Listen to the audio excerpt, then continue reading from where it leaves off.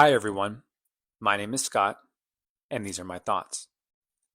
Before I get into today's episode, a brief disclaimer. This podcast is for educational, inspirational, and reflective purposes only. It is not legal, medical, financial, or personal advice, and nothing here is meant to direct your specific actions. Please use your own judgment and consult a qualified professional where and when appropriate. There is a fantasy a lot of people carry through life. It is a fantasy that somewhere, somehow, there's a path with all the upside and none of the cost. The perfect job with no stress, the perfect relationship with no friction, the perfect city with no compromise, the perfect purpose with no uncertainty. And because people believe that path exists, they spend years and years looking for it. But it does not exist. It's a myth. Everything has a trade-off. Everything. Every choice comes with advantages and disadvantages. Every system has constraints. Every process has friction. Every form of freedom has a price attached to it. That is not pessimism. That's reality. And I know many of you listening here feel alone in this feeling. But you're not. You're trying to make good choices, trying to build a life that fits you, all while trying to avoid unnecessary suffering. But somewhere in the background, there is still this hope that if you think hard enough, plan well enough, or wait long enough, life will eventually present you with an option that is all pros and no cons. It won't.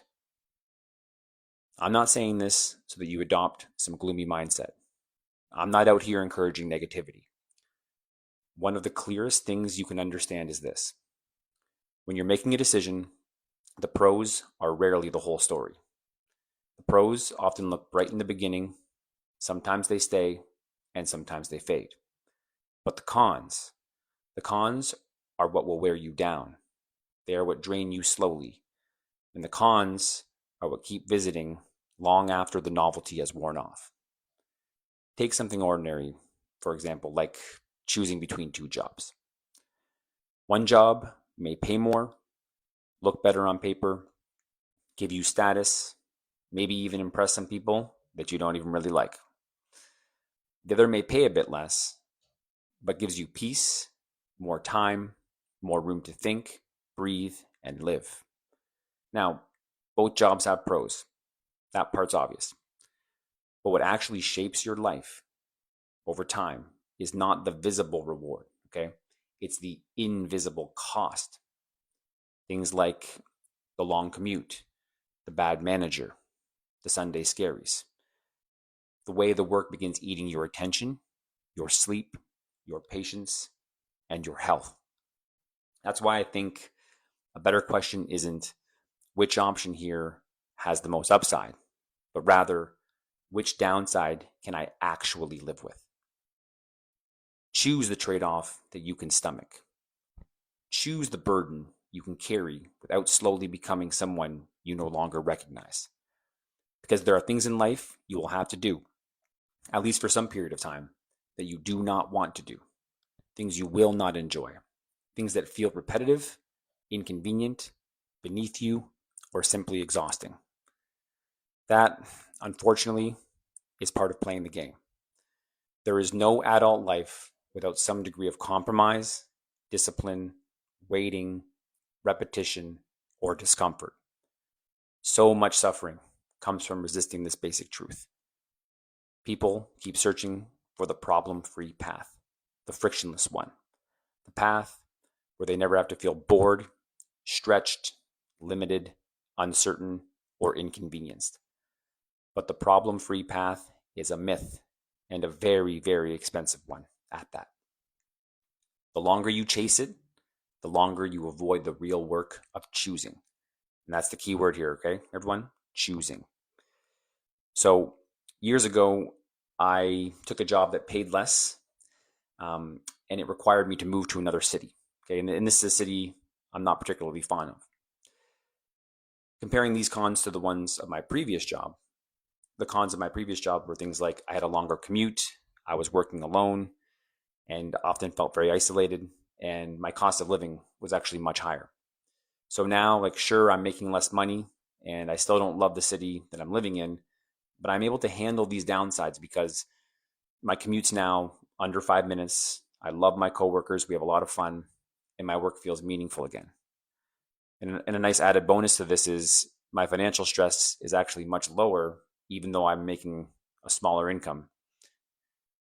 This decision is where I really realized that life is less about finding the perfect option and more about choosing the price you are actually willing to pay.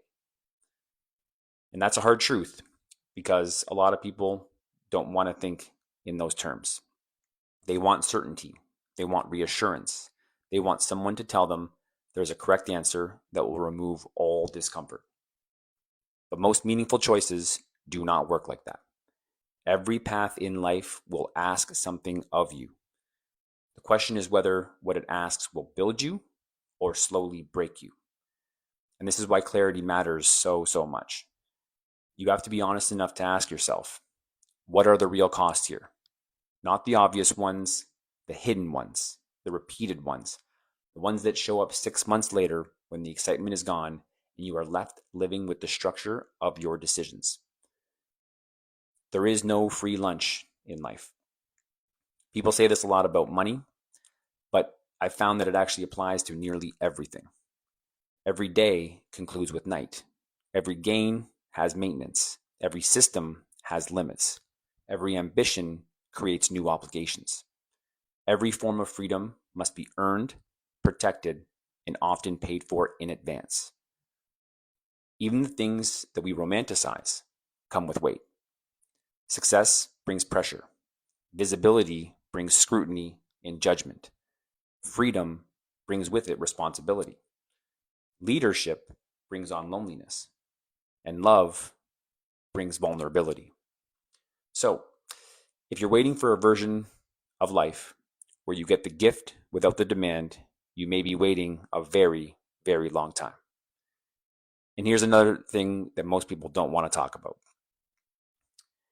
Even when you reach the top of the mountain you're climbing, a new set of problems appears. You earn more money, but now you have new pressures. You build a reputation, but now you have something to protect. You find that perfect partner that you've always wanted, but now you have to learn how to love well and do so consistently and maturely. You finally get that freedom, but now you must know what to do with it. There's no stage of life where problems disappear. Problems simply change shape and form, which means maturity is not about escaping difficulty. It's about becoming wise enough to choose your difficulty. That shifts everything. Once you stop looking for a painless path, you become far less confused. You stop asking yourself stuff like, how do I avoid all discomfort here? And you start asking, which discomfort leads somewhere meaningful for me? You stop asking yourself, which option looks best today? And you start asking, which cost can I carry without selling pieces of myself to maintain it? And that's a much more honest question, and usually a much more useful one. I found in life that a lot of burnout does not come from hard work alone. It comes from living inside trade-offs that violate your inner nature for far too long.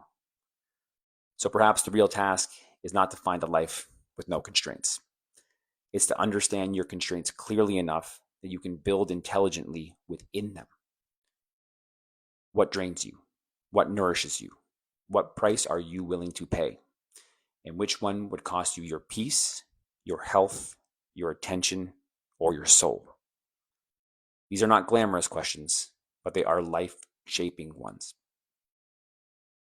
I think a lot of unnecessary suffering comes from arguing with the nature of reality. We want the rose without the thorn, the harvest without the season, the freedom without the discipline, the success without the sacrifice, and the wisdom without the years it takes to acquire it. But life, unfortunately, does not work that way. Reality is structured. Everything has process. Everything has limits. Everything asks something in return. And the moment you stop demanding that problem-free path, something in you becomes quieter and stronger. Because now you are no longer being fooled by fantasy. You're no longer waiting for a life that costs nothing. You're no longer resenting the existence of trade offs. You start to begin to see more clearly. And once you see clearly, you can choose more wisely, not perfectly, wisely. And that is often enough to reclaim your life. So I have a final question here for you guys. What trade-off are you resisting in your life right now? And what would change if you stopped looking for the perfect path and chose the cost that you can actually live with? With love, Scott.